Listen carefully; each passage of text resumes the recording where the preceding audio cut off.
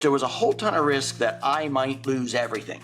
Literally, we were going to start over. Some people never recover. They just don't. It is painful for everyone involved. And what I've found is we basically have one goal. You have to walk with the team through the process. It's good news fast, bad news faster. Ultimately, people come out of the other side often strengthened because now there's something that's ending that they can go have a new beginning. You have a different approach, which I've never really heard, to emotionally recalibrate. Give away everything every day. Every morning, I do this.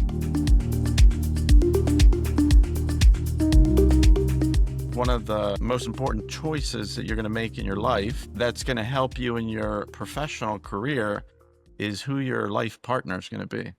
So tell us a little bit how you see that and how you ended up with the life partner that you have right now. So I'm desperately, madly in love with my wife. And I feel very loved by my wife. And so whenever I think about this topic, right, I always enter with immense amount of gratitude. And I recognize that what we have is very rare. You know, it's not what my parents had, any of that stuff. And it's almost like your sister went to Panama to find someone, and you kind of ended up with someone from Brazil. So that Latin thing is, you got that going for you. Yeah. So my wife's Brazilian. The quick story is that a buddy of mine who was a pastor of a church that I was attending, but we were good friends. He and I did a trip, and during that trip, I said, hey, you know, it's that time in my life. I've got to find a wife. And because we'd been traveling internationally for a couple of days or for a few days, he was like, oh, I have the person for you. And that was when I was 31, 32. We got married when I was 33. And so the kind of what led up to that was I got to a point where I'm in a small group. We've been together since 1999. And in those years, every time we would get together once a week, and the guys would pray for my wife. And that is Charlie, I have no, really. I have no Usually other you have explanation. like a mother going to church praying for you. But No, it's like the same, right? It's like the same thing. Like this, that whole, there's a bit of a mystery in all of that, right? But what I do know is that there's some correlation between when folks are spending a lot of time praying and then the outcome. That's the only explanation I have for why I've been blessed with my bride. And you now, to answer your question, yes, that's the preamble. To answer your question, Charlie, the impact on my ability to care for our customers and to care for our coworkers. You know, we call them employees, but for me, they're like, we work together. The impact of my bride who loves me and who listens to me when it hits the fan, right? You're like, how in the world are we going to get through this? When your shoulders are heavy and you got the fear running through you. And so it is not quantifiable, in my opinion. It is not quantifiable the impact that Melissa has had on me as a person, and then how that impacts how I show up and then care for our customers and coworkers. My wife, you know, she'll tell the story where my most important question was like, will you take me if I just have a shirt on my back? Because, you know, when someone comes from a professional background, her father was a doctor, all her siblings are professionals, accountants, lawyers, consultants. They don't understand, like, when you're in business, I've had like 5 businesses that have failed.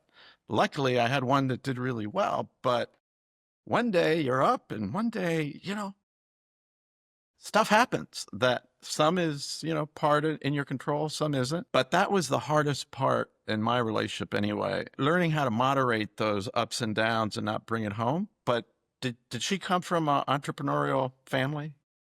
Well, entrepreneurial, but very, very. So she came from southern Brazil. Her mom was an entrepreneur. Her dad worked in a factory, and so extraordinarily humble beginnings, like really, really humble beginnings. And so but to your point, so we had this really extraordinary moment in 2012. You know, we've gone through pretty big ups and downs, and you grew what, 1,400% or something by 2012? Yeah, so 2012, and it was maybe closer to 2013. Simultaneously, by the way, when we were building that, I started an airline, and the airline failed. Like most airlines fail. So, but the airline failed, and because of that, there was a bunch of risk in our core business. And let's just say that there was a whole ton of risk that I might lose everything. Everything. And by this time, you had children, I assume. Yeah. Gabriel was born in 06 and Luke was born in 09. And so we had let's say it was 2013-ish. So I'm thinking, like I could see it in my mind's eye that literally we were going to start over. And we're going to lose everything. And I was going to rent a 2-bedroom apartment. And how was I going to start over? And fine, got to start over. We're going to start over and we're going to get at it. And then I'm like, well, I probably should tell Melissa. Oh, I've No done one kidding, of those. Charlie. I've done No one kidding. of those. No Yeah. kidding. We're standing. Our house in Harrisonburg, standing under the carport. I said, honey, I said we might lose it all and we might have to start over. You'll never. I couldn't. Blah. She says, okay, no problem. I'm with you. We'll do it. We'll do it together. Social capital is also your relationships. Tell us how important your personal relationships are, how you network with people, and also your brand. Like, what is your brand and how do you give back your time, your money to the things that are important to you and your family? So on a lot of these things, I tend to think opposite of the world. I show up. You're a contrarian. Yeah, a bit.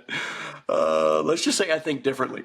And so most settings that I show up in, I show up from a standpoint of kind of what's the objective, and then who am I going to do this with? And then do everything I can do to help the people that I'm with. It could be a word of encouragement. It could be an idea. It could be listening deeply, whatever it is. But ultimately then not what I try to do, what just happens naturally, by the way, is then these kind of images appear of what will highly likely unfold, or what could unfold, and then what's the probabilities that this will unfold. And then we just walk together. And so that doesn't matter whether that's business, whether it was, when we were in high school, the objective was to party like crazy, right? That's what we did. And so we did it together. And so that kind of construct is essentially how I show up. And so what that means is I essentially go where I'm sent. And, there is this idea, there's a lot of stuff in scripture around this. And I've kind of come to the conclusion that I don't want to follow me. Turns out that I'm a huge fan of Jesus, and I kind of want to follow Jesus. Well, what's that mean? That's a whole other discussion. One of the books I dived into that somebody sent to me. And Abraham was called by Shaddai to walk with me. Yes. And it's like, all right, let's see where it takes us. Okay, this is it. Now So there's 4 billion people on the planet call Abraham their forefather because he chose to go for a walk, basically. He chose to follow. Yeah. Now, this is what's fascinating. There's a bunch of stuff in the Old Testament and a bunch of stuff in the New Testament outside of the Gospels around being called. Then there's a whole ton of stuff in the Gospels around being sent. And so whichever, right? It's kind of like two sides of the coin. And so somewhere along the line in all of this, what I realized is that I was following me too much. And then you study Jesus a bit, and he basically woke up every day and he would spend time in prayer with his Father, and then he would do that day whatever his Father told him to do. So he was following his Father. And he actually says this in John 15, I think. He only did whatever his Father asked him to do. And so the experiment that I'm kind of currently in the midst of is essentially trying to live the same way. And that is wake up and say and pray, spend some time in prayer, and listen, and then go that day wherever it is I'm supposed to go. Now, then the spirit of this. Go ahead. No, I'm a little different. I try to place my will. You talk about Jesus, and if you read the Bible, the only place that I see that Jesus gets just pissed off where he sends someone into the darkest corner of hell is in Matthew 25:14, where he tells the story of the master that has 3 servants, and he's taken off for a while, and he gives one 5 talents and one 2 talents and one 1 talent, and the one with 5 he triples it, quadruples it, the one with 2 doubles it, but the other one buries it, and he was afraid and or lazy or whatever the case was. And the whole moral of the story is that you are given God-given gifts to use for yourself, your family, and your fellow man to make the world a better place. And if you don't use these gifts, if you don't do your dance, as I tell my kids, whether it's to be a school teacher, an entrepreneur, a doctor, who knows? It took me 50 years to figure that out. I went to, like you, to Harvard. I went to a class with Bill George, authentic leadership development, because of course I'm an authentic leader. And I found out, well, if you don't know your damn purpose and your why, what kind of leader are you? So, my God, I had to hire a coach, and it took me about a year to be able to articulate and bring in my 3 God-given gifts, that I am here to inspire and connect others to achieve extraordinary things. Kind of a lamplighter, I kind of help. That's kind of who I am. And now I have a filter. And I was in YPO like you, and one of my YPO brothers came with an Excel with like 23 things I was doing. It's like, dude, there's no possible way. Everything that you're doing is like an onion with 50 layers. And there's no way that you're like on the 3rd level to achieve excellence. You got to peel down to like level 41, 42. It ain't happening at level 3 or 4. What you say is true, but I have a simple, the way I think about it, which is a little different than you, is I just say, God, you're the source of all abundance, and I pray that you work through my hands, you think through my mind, and you love through my heart. I want to be a vessel. I know what my dance is. I know I'm going to have ups and downs, but you have a different approach, which I've never really heard, where you had shared with me one time that you basically say, hey, if this is my day and you want to take me, take my children, take anybody, I'm ready. I know if you're a committed Buddhist, you got to think 200 times a day on your death, because then you're going to live a purposeful life. But tell us about that and how that drives you. Yeah, so I had long COVID for 3 years. And so I'll tell you what I learned through the long COVID experience. The basic idea is love, do, live, and give. So be, go, do, right? Right. When I was first working on this, I was like, oh, shucks, I got to be careful because I don't want it, right? Anyway, so love is love God and love others. Do is follow Jesus. Live is actively change my thinking. So it's, if my thinking is this way and it's either if it's wrong thinking, I want to turn. I want to turn to right thinking. If it's not wrong thinking, but it needs some tweaking, then I'll adjust. But ultimately the desire, so live is I want to change my thinking. And then give is give away everything every day. So is it like not being attached to anything? Yeah, so give is fascinating. So it's really a heart issue. You and I, we were dreamers. And so I give my dreams away. Sometimes I worry, right? I worry about the business. Well, I give my worrying away.